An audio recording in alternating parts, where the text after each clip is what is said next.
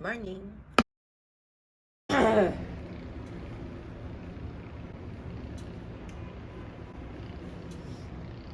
Maaga na ako nakakatulog. As in, super aga. Para kagabi. Pero nakahiga na ako before 10. Tapos naghahanap ako hanggang 10 o'clock ng mga blushie, crochet flowers, kasi gusto ko pa bumili ng crochet flowers. May sinend yung ate ko na YouTube video for me to fall asleep in. So gising na ako ng 4:30, pero sabi ko, wait lang. Gusto ko pa humiga hanggang sa 5. 5 ako bumangon. Okay, mag-aaral na ako ng Consti. Kasi ang class ko ay 3:30 p.m. Hello. Okay.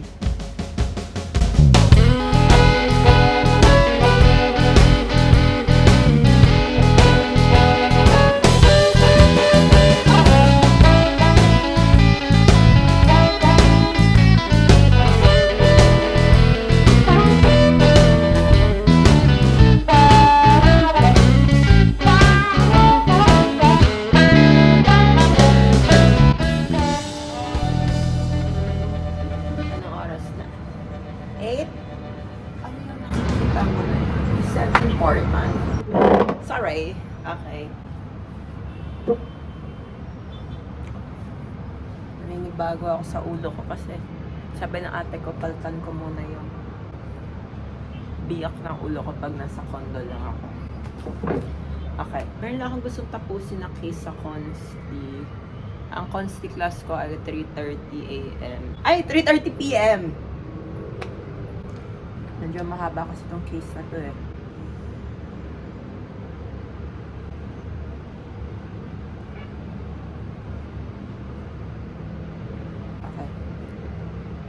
Bye-bye. Bye-bye. Bye-bye.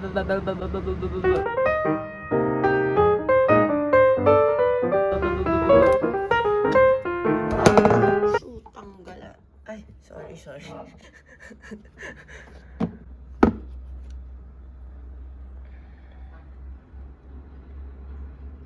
Oral time.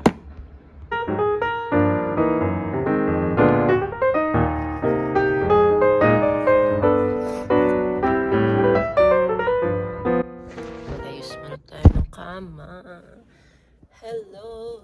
Nag-order ako ng bunny. I want a purple bunny blush.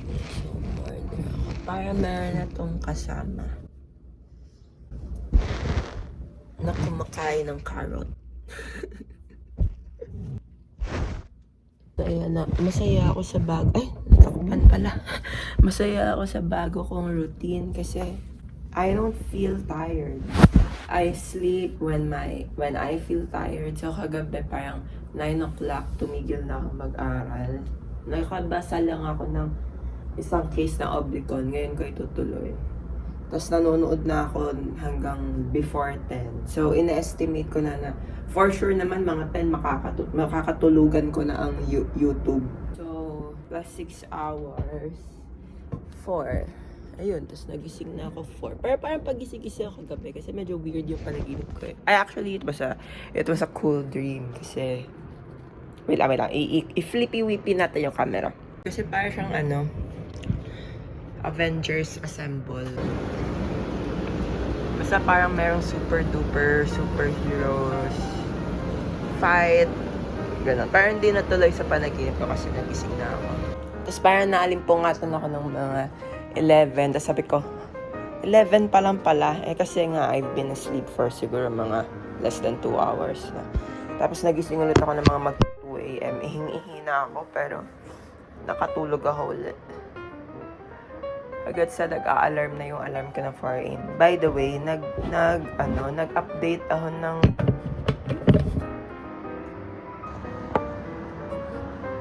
ilang cases na babagpasahe ko sa Oblicon. I sleep sweat. Pero parang natuyo na ako. Ilan pa ba? 1, 2, 3, 4, 5, 6, 6 pa. Kaya ko na yan. Ang class namin ay 12 o'clock. Alis ako dito ng mga secret. Joke lang. Kahapon yung online class namin sa Consti. For the most part, nakaupo ako. Tapos maya sabi ko, di ko na kaya, bro. Ayun, nagtayo na ako. Kasi pwede naman eh. Because I have a standing table.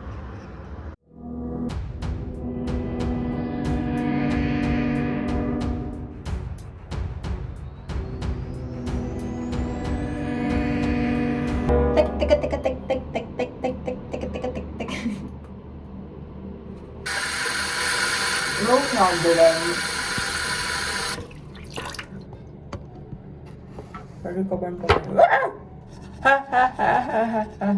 We have a problem. Tayo ka dyan. Samandal ka sa kape ko. Yan. Ano yan? What is that, Bella? Ay. I'm thinking. I am so confused. Yan. Sandal ka na lang dyan. Wala ka naman yata makikita. Hindi mo dapat makita. O kumbaga magkakaroon ng scheduled brownout ng mga 9 a.m. 8 something pa lang naman. So, ang mahalaga lang sa akin ay ma-charge yung laptop ko. And then, I can continue studying here. So, ang problem ko na lang is ano magiging lunch ko? Kasi hindi ako makakapaggamit ng toaster. So, ano gagawin ko ng toaster? Halaka! Nations! Ayan, mas gusto ko yata ang red na cardigan. Medyo malaki kasi sa akin yung gray kasi nis-nis na siya eh. Kinuha ko lang siya sa closet ng tita ko. Ito rin naman, kinuha ko sa closet ng tita ko. Actually, yung mga cardigans niya, kinuha ko. With permission naman. Permission granted. Oh, I'm so cute! O to the M to the G. Wait lang. So, ang kailangan kong gawin, kailangan ko lang naman mag-aral. Ang inisip ko lang ako saan ako kakain. Kasi syempre kailangan kong iinit ang pagkain ko. Pero kung walang kuryente, paano na yun? Wait lang, ang liwanag. Mali, abort. Tinigil ko yung pag-aaral ko kasi wait lang, saglit lang. Itigil muna natin. Dahil kailangan ko na pala magpatuyo ng buhok kasi mawawalan nga pala ng kuryente, bro. And kailangan ko na planchahin yung buhok ko. Wait lang.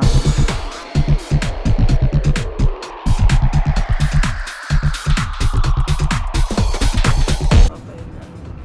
Kailangan ayusin ko lang biyak ng ulo ko.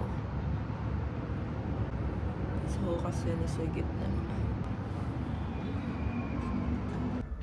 Good morning, everybody! Wala pa ako nakaaral. Okay, pause! Medyo pawis ako kasi I had a weird dream. So, medyo maaga ako papasok. Pero yung cream report lang naman eh, which I am already prepared for. Siguro, last minute ko na lang aalalahan ng dapat kong sabihin kasi nasa utak ko naman na yun. Okay. Eh, yung consti, parang ilang cases din, tas mahahaba. Okay. Salit lang.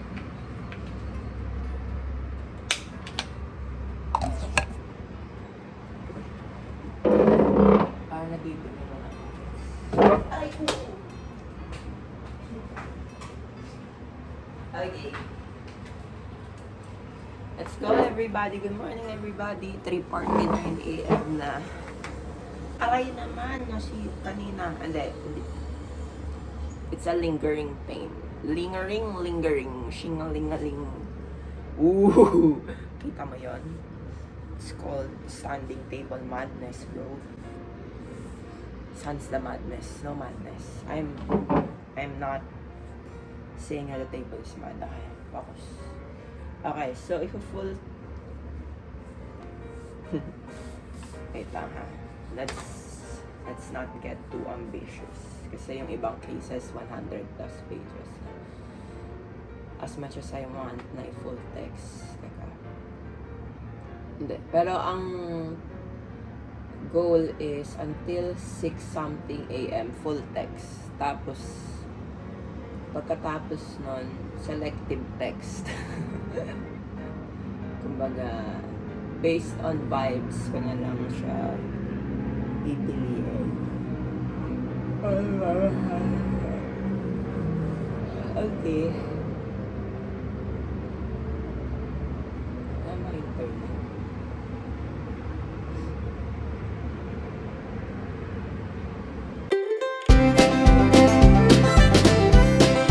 Sorry, akala ko kasi nalagay ko na sa notability ko yung mga oh, sorry. Oh.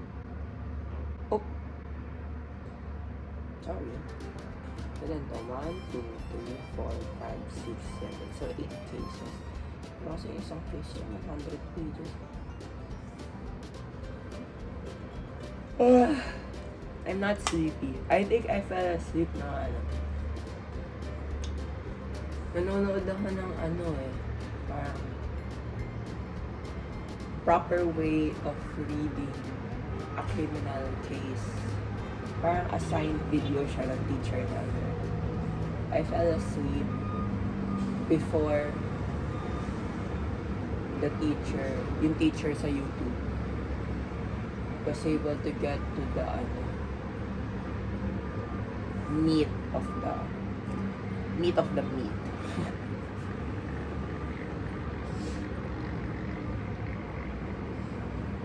Mga 9 something yata ako nakatulog. Kasi ako mga 3:30.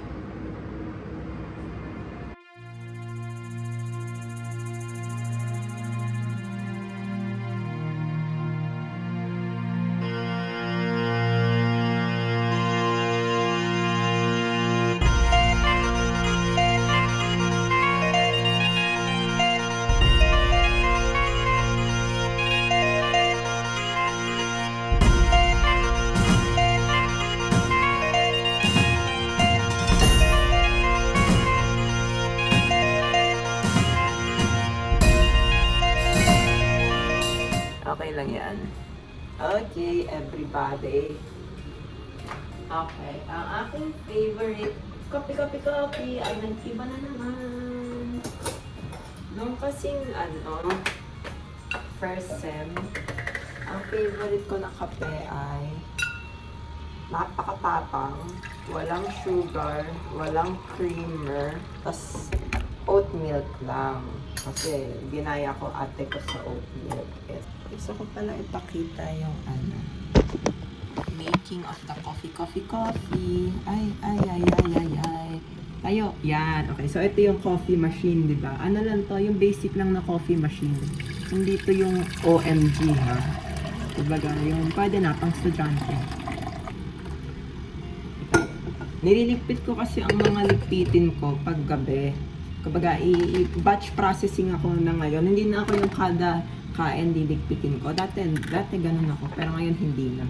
Kasi parang after school, kasi nga nag-iba na routine ko, no? So, after school, I focus on tasks that don't really require much use of my brain. So, yun na yun. Yung mga pagliligpit, pagwawalis, ayos ng mga damit ko, gano'n. Basta lahat ng gagamitan ko ng utak pang umaga hanggang school era. Okay, anyway. So, habang nagbo-brew yan, titimplahin ko na yung mismong pagsasalinan. Okay, so sabi ko nga, dati, wait lang, sorry, dapat mahigpit. Dati ayoko nang may kung ano-ano. Ngayon, bumalik na yung hilig ko sa kung ano-ano. So una muna, itong baso ko, lalagyan ko ng Milky Dilky, Outside Nations, Enough, konti pa. Yan. So parang sa ngayon, ang kinikrave ko, yung may konting tamis. Hindi lang puro pait. Kasi ewan ko, parang mas naganas yung caffeine kapag may konting tamis. creamer. Siguro kapatsak lang na creamer. Masabi lang na naglagay. Yan o. Kita ba?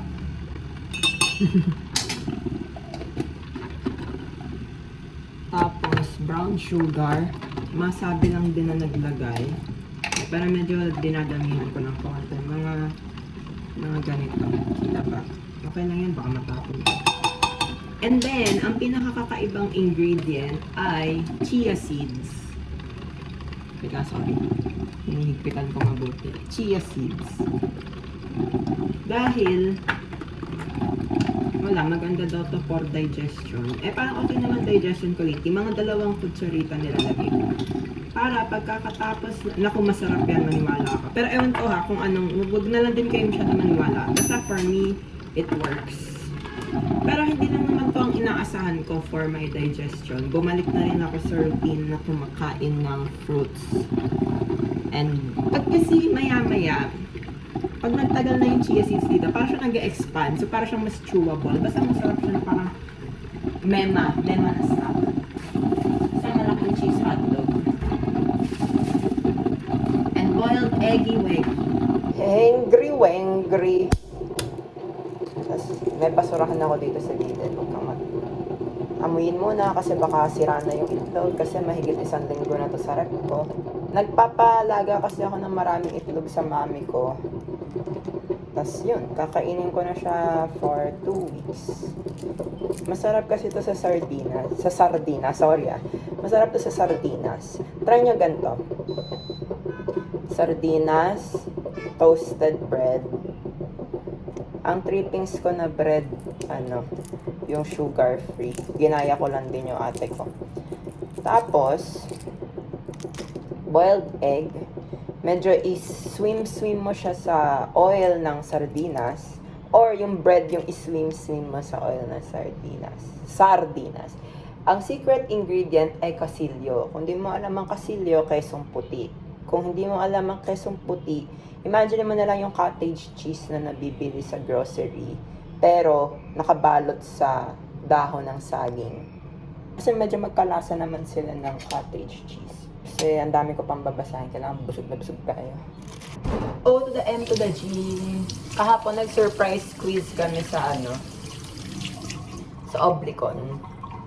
Na-surprise ako. Okay. So, isasali na natin ang aking copy. I miss my sister.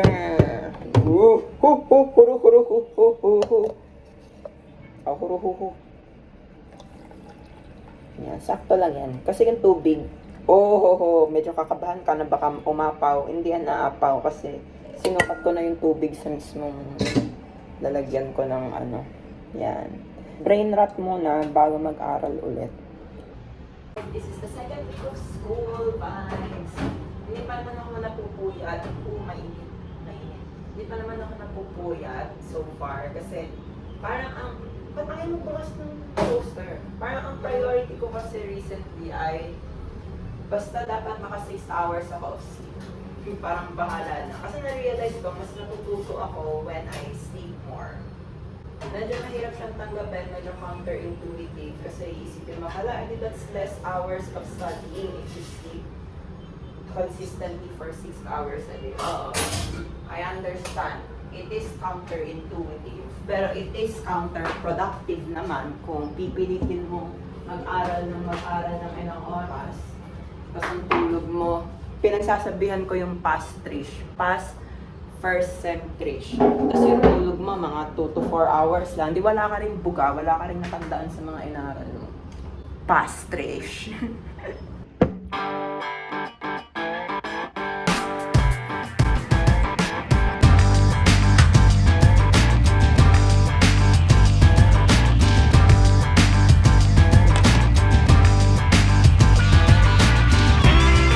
Mag-aaral ako hanggang 10.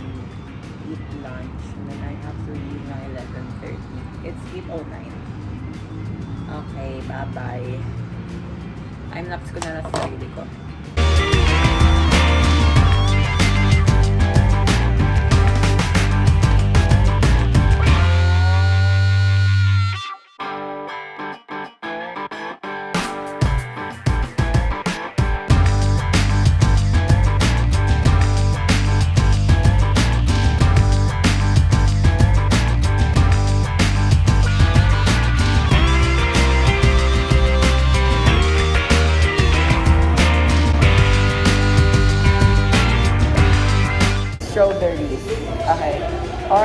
mochi strawberry and white chocolate sauce. Tikman mo rin to, tapos tikman ko din yan. Oh, yeah. Okay. That's the perks, bro.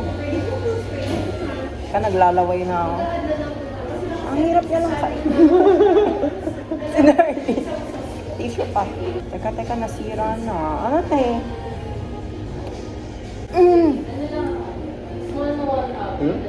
That's so good. Got the hype now? Good morning. I overslept.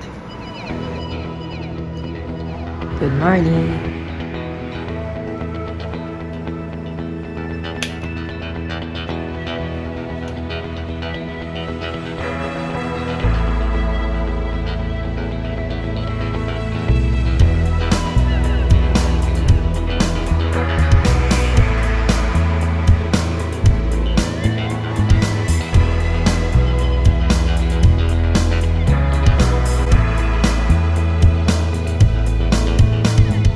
Kahapon,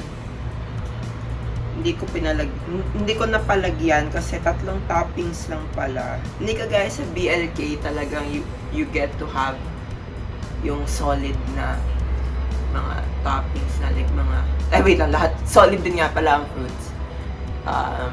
Like halimbawa yung mga nuts, so pipili ka dun sa mga nuts, tapos makakapili ka din dun sa mga fruits, tapos makakapili ka din sa mga sauce. Yun pala sa Yaw Yaw, yung ibig sabihin ng 3 toppings,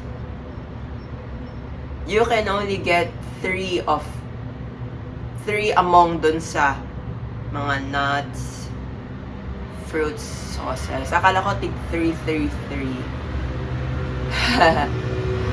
Okay, so parang nangyari, di Oreo saka mochi strawberry yung pinili ko doon sa parang yung mga nut world, nut cookies,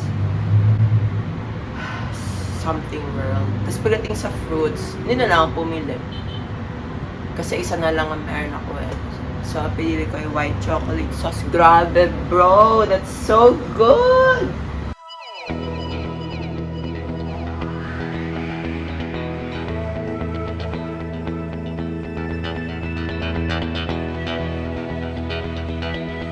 Kumatansya.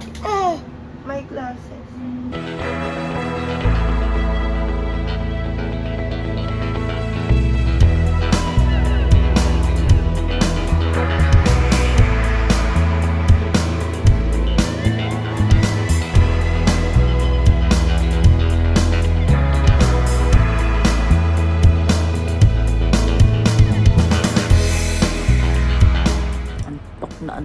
Antok na ako.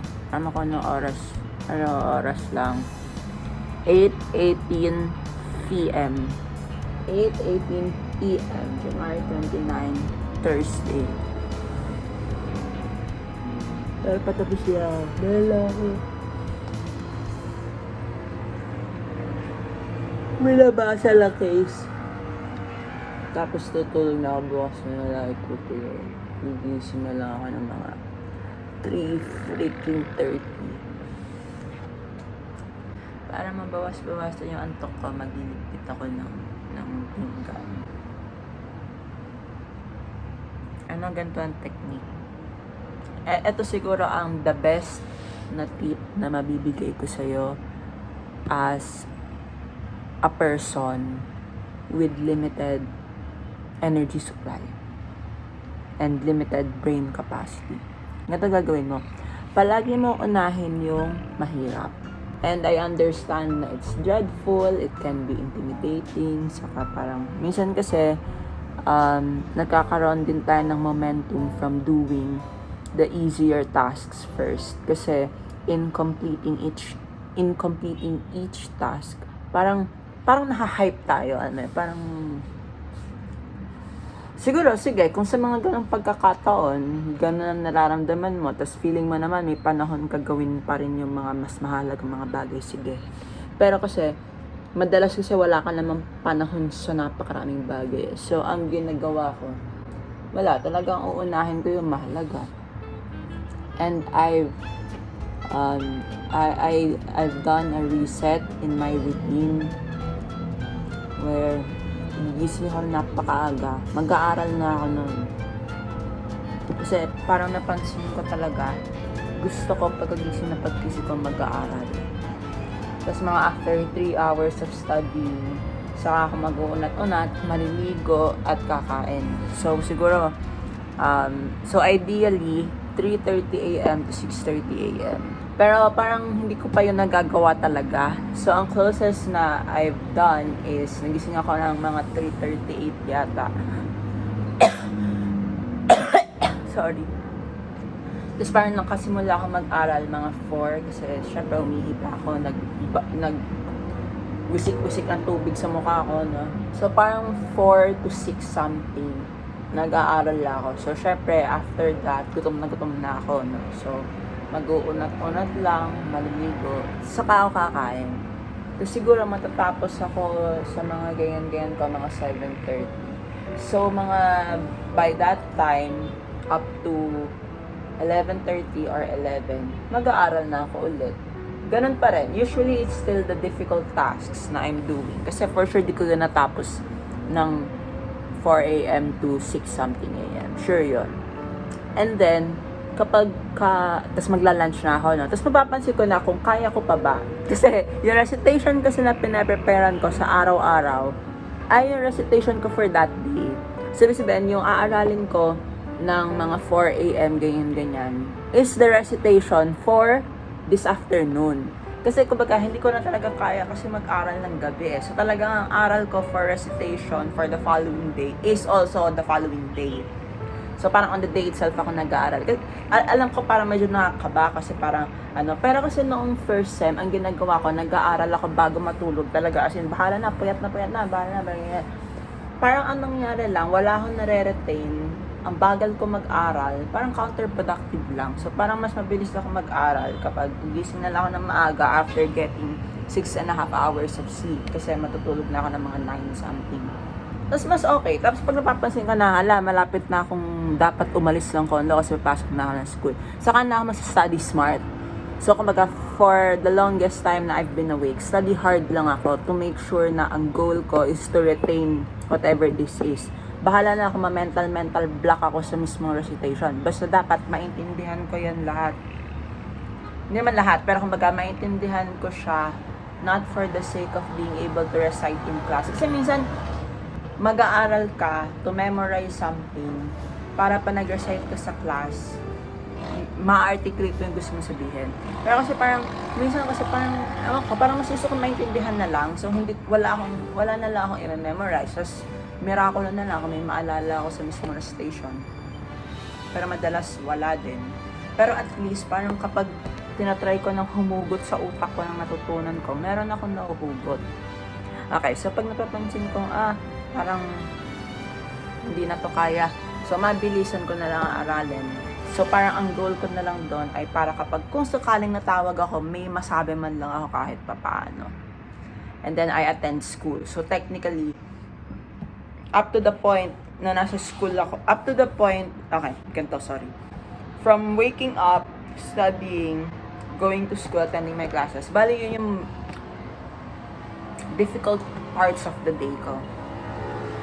So, ang ibig sabihin ko nun, during that time, hindi ako magliligpit ng pinggan, hindi ako maglilinis, hindi ko lilikumin yung mga damit ko. Kumbaga yung mga non-brain cell activities, hindi ko yun gagawin during the day and during school. Malamang. After going home from school, saka ko yung gagawin. Saka ako maglilipit, saka ako maglilinis, saka ako lilikumin ng mga bagay-bagay. Kasi alam ko hindi na ako mag-aaral for the night. Kasi alam ko matutulog na lang ako. Pero kasi, not everyone aligns with my routine. Like, halimbawa, meron kami mga deadline as a block tonight. So, syempre, hindi naman pwedeng sabihin ko na, matutulog ako kasi I sleep so early. So, yun talaga mga urgent for the class I'm gonna have to do. Yun. So, may ligpitin pa ako sa lababo. The point of, kumbaga, in a nutshell, ang sinasabi ko lang sa'yo, matuto kang gamitin yung utak mo sa mga bagay na kailangan yung utak mo. Kung di kailangan yung utak mo, huwag mo na gamitin. Kumbaga, wag mo na pagsayangan ng oras. Goodbye. Good morning!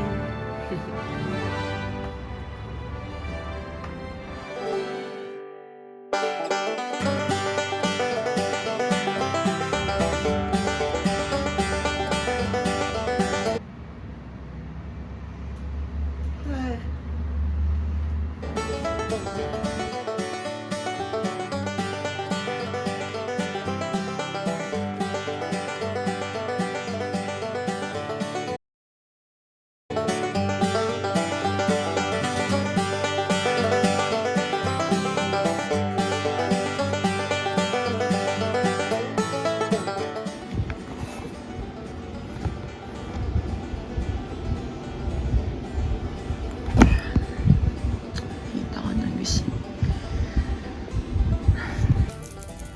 It's mommy day. It's mommy day. Boom, boom, boom. Okay na.